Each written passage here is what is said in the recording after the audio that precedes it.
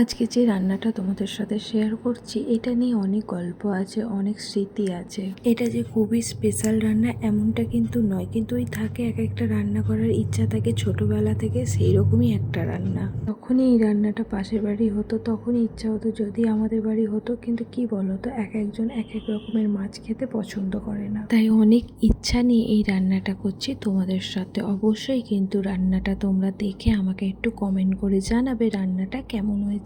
চলো আজকে কি রান্না করছি সেটা তো কথায় কথায় তোমাদের সাথে শেয়ার করা হয়ে ওঠেনি। লোটে মাছ। তো লোটে মাছ তো প্রায় কম বেশি সবাই সব ধরনের রেসিপি খেয়েছো, কিন্তু একবার বাটা মশলা দিয়ে এই পদ্ধতিতে রান্না করে দেখো। আমি বলছি একদম মুখের স্বাদ পরিবর্তন হয়ে যাবে। আর একবার এই রকম পদ্ধতিতে যদি তোমরা বাড়িতে করে দেখতে পারো অবশ্যই ভালো লাগবে। আর যদি ভালো লাগে তাহলে অবশ্যই কমেন্ট করে জানিও। তাহলে চলো রান্নাটা শুরু করা যাক, কিন্তু তার আগে বলে দিই হাই বন্ধুরা, তোমরা সবাই কেমন আছো? রি কিচেনের ইউটিউব চ্যানেলে তোমাদের সবাইকে স্বাগত জানাই। আশা করি তোমরা ভালো আছো, আর তোমাদের ভালোবাসায় আমিও অনেক ভালো আছি। আর তোমরা যে এত ভালোবাসা দিচ্ছ তার জন্য অনেক ধন্যবাদ। এবার বলি কি কি উপকরণ নিয়েছি। তোমরা তো দেখতেই পাচ্ছ এখানে আমি দুটো মিডিয়াম সাইজের পেঁয়াজকে ভালো করে খোসা ছাড়িয়ে চোখো চোখো করে কেটে নিয়েছি। তারপরে ওটা মিক্সার গ্রাইন্ডারে দিয়ে দিয়েছি, খুব ভালো করে আমি পেস্ট করে নেবো একদম মিহি করে। আর দেখো ঠিক দেখতে হবে এই রকম। বলতে চাই যে এই রান্নাটা একবার অবশ্যই বাটা মশলা দিয়ে করে দেখো, অবশ্যই ভালো লাগবে। আর এইদিকে দেখো ফ্রিজ থেকে আমি 2 থেকে 3টে মতন টমেটো নিয়ে নিয়েছি, সেটা মিক্সার গ্রাইন্ডারে চোখো চোখো করে কেটে নিয়েছি। আর তার সাথে দেখো বেশ কিছুটা কাঁচা লঙ্কা আর বেশ কিছুটা রসুন দিয়ে দিয়েছি। যেরকম তোমরা ঝাল খাবে সেই পরিমাণে কাঁচা লঙ্কা দেবে। আর দেখো এখানে 5 থেকে 6 কোয়া মতন রসুনও নিয়ে নিয়েছি। রসুন নিয়ে নেওয়ার পরে সেটা ভালো করে মিক্স করে নিয়েছি আর তারপরে রেখেও দিলাম। আর এদিকে দেখো যতক্ষণ রান্নাটা করব তার আগে একটু চাও বসিয়ে নিয়েছি। দুধটা ভালো করে ফুটে গেলেই আমি ওতে দিয়ে দেবো চা পাতা আর চিনি। যতক্ষণ চাটা হচ্ছে ততক্ষণ চলো রান্নাটা শুরু করা যাক। আমি জানি না কেন আমার লোটে মাছ খেতে এত ভালো লাগে, আমি কোনোদিন খাইও নি আর কোনোদিন তো বাড়িতে হয়নি, সেটা তোমাদের সাথে শেয়ার করলাম। আর এইদিকে দেখো গ্যাসটা অন করে কড়াইটা বসিয়ে দিলাম। কড়াইটা একটু তেতে যাক ততক্ষণে দেখো এইদিকে চাটাও বেশ সুন্দর ফুটেও গেছে। আজকে সকাল থেকে বেশ অনেক কিছু রান্না করেছিলাম, কারণ এই রান্নাটা করব বলে তাড়াতাড়ি সব রান্না কমপ্লিট করে নিয়েছি। তোমরা দেখতেই পাচ্ছ ওইদিকে ভাতও কিন্তু আমার হয়ে গেছে। আর বাবুর জন্য এনেছিল একটুখানি পাবদা মাছ, কারণ এই মাছটা ওকে দিইনি, তাই জন্য ওর জন্য করে নিয়েছিলাম পাবদা মাছের ঝোল আর একটু ফ্রেঞ্চ ফ্রাই আর একটু ভাত। আর ওকে আমার দিদি খাইয়েও দিয়েছে। আর এইদিকে গ্যাসটা সুন্দর করে পরিষ্কার করে মুছে রান্নাটা শুরু করে দিয়েছি। তোমাদের সাথে কথা বলতে বলতে বলা হয়ে ওঠেনি, কড়াইটা গরম হয়ে যাওয়ার পরেই আমি বেশ অনেকটা তেল দিয়ে দিয়েছি। আর এই রান্নায় একটু তেলটা বেশি দিতে হবে। তো তেলটা অনেকটা গরম হয়ে গেছে আর আমি যে পেঁয়াজটা বেটেছিলাম তো সেটা দেখো চাপা দিয়ে খুলে তেলের মধ্যে দিয়ে দিলাম। আর তো যতক্ষণ এই বাটাটা পেঁয়াজটা তেলের মধ্যে দিয়ে দিচ্ছি তো ততক্ষণ কিছু কথা তোমাদের সাথে শেয়ার করি। রি কিচেনের রান্না কিন্তু সবসময় চেষ্টা করে গ্রাম বাংলা প্রচলিত কিছু রান্না তোমাদের সাথে শেয়ার করতে।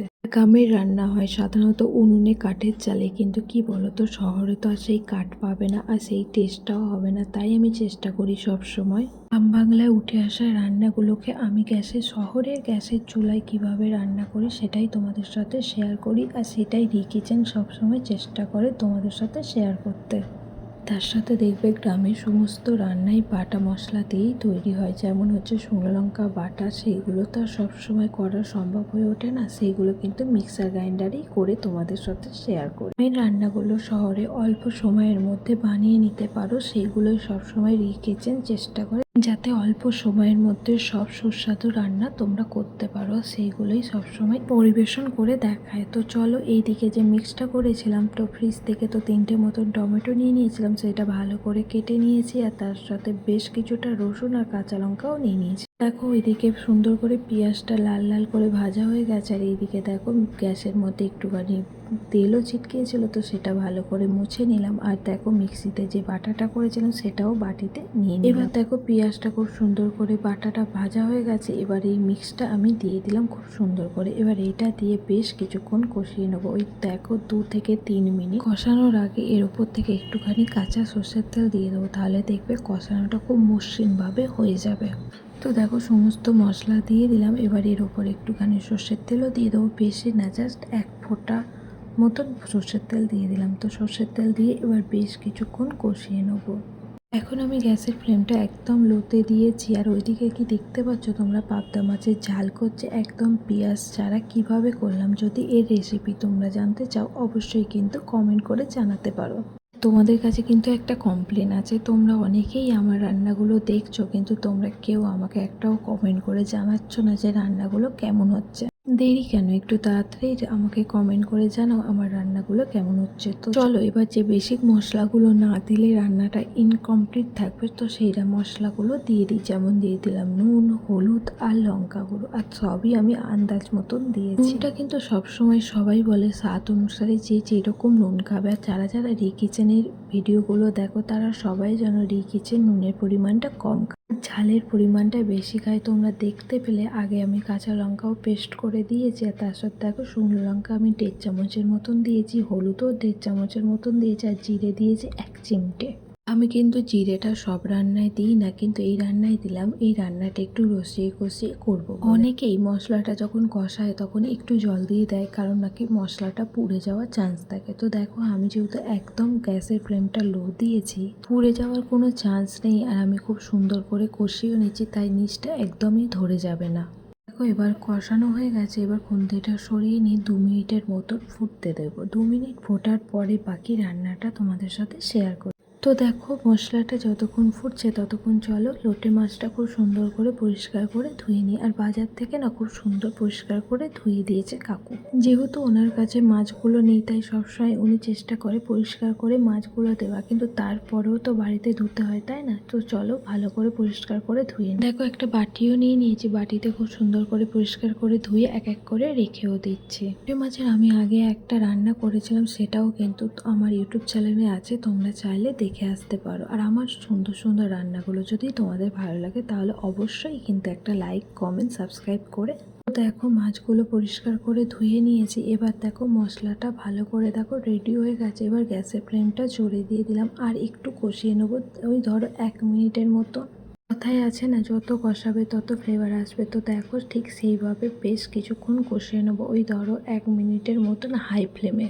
তো দেখো কষানো হয়ে গেছে, আর গা থেকে বেশ অনেকটা তেলও বেরিয়ে গেছে। এবার আমি এক এক করে লোটে মাছ নিয়ে নেবো। আর তোমরা কি দেখতে পেলে আমি কিন্তু একটুও জল দিলাম না, কিন্তু মশলাটা একটুও পুড়ে যায়নি, যেহেতু আমি একদম লো ফ্লেমে ভালো করে কষিয়ে নিয়েছি 5 মিনিটের মতন তাই। আর দেখো এইদিকে গ্যাসের ফ্লেমটা একদম লো দিয়ে দিয়েছি। লোতে দিয়ে দেওয়ার পরেই আমি এখানে এক এক করে লোটে মাছগুলোকে দিয়ে দিচ্ছি, আর খুব সুন্দর করে জলটা কিন্তু নিকড়েই দিচ্ছি। দেখো তোমাদের যদি কোনো রেসিপি রি কিচেন থেকে দেখতে ইচ্ছা করে অবশ্যই কিন্তু আমাকে কমেন্ট করে জানাতে পারো, আর রেসিপির নামটাও দিতে পারো। আমি চেষ্টা করব ওই রেসিপি তোমাদের সাথে শেয়ার করার জন্য। তোমরা দেখতে পাচ্ছ আমি সমস্ত মাছগুলো দিয়ে দিয়েছি, এবার ভালো করে কষিয়ে নেবো। আর তোমরা বলতেই পারো যে কাঁটা ছাড়াবে না, না আমি কাঁটা একদমই ছাড়াই না। আমি কিন্তু এই মাছটা একদমই কাঁটা ছাড়াবো না, কাঁটা সমেত রান্না করবো, আর গলায় একটুও লাগবে না আমি যেভাবে রান্না করবো। তো চলো এইভাবে তোমরাও রান্নাটা করে দেখতে পারো। আমাদের বলেছি না একদম অল্প সময়ের মধ্যে রান্নাগুলো আমি তোমাদের সাথে শেয়ার করি, তাই জন্য দেখো যাতে সময় যাতে নষ্ট না হয়, তাই জন্য এইরকমভাবে তোমরা কিন্তু রান্নাগুলো বাড়িতে করতে পারো। লোটে মাছের কাঁটা কিন্তু গলায় লাগে না, কিন্তু তাও দেখি অনেকে লোটে মাছের কাঁটা ছাড়িয়ে নেয়। আমি কিন্তু একদমই ছাড়াই না, আমি এইভাবে কষিয়ে নিই। হালকাভাবে লোটে মাছের সাথে মশলাটা কষিয়ে নিয়েছি, আর যেই গ্যাসের ফ্লেমটা জোরে দিয়েছি তোমরা কি দেখতে পাচ্ছ কত জল বেরোচ্ছে। যখনই গ্যাসের ফ্লেমটা জোরে দেবে তখনই জলটা বেরোবে, আর এই গ্যাসের ফ্লেমেই কিন্তু তোমাদেরকে কষাতে হবে, তাহলে দেখবে কাঁটাগুলো একদম নরম হয়ে গেছে, তোমাদের গলায় লাগবেই না। আর তোমরা যে কাঁটাটা খাচ্ছ সেটাও বুঝতে পারবে না। তো তোমরা কিন্তু এইভাবে একবার রান্নাটা করো, কাঁটা সমেত খেতে এত মজা লাগে কি বলবো।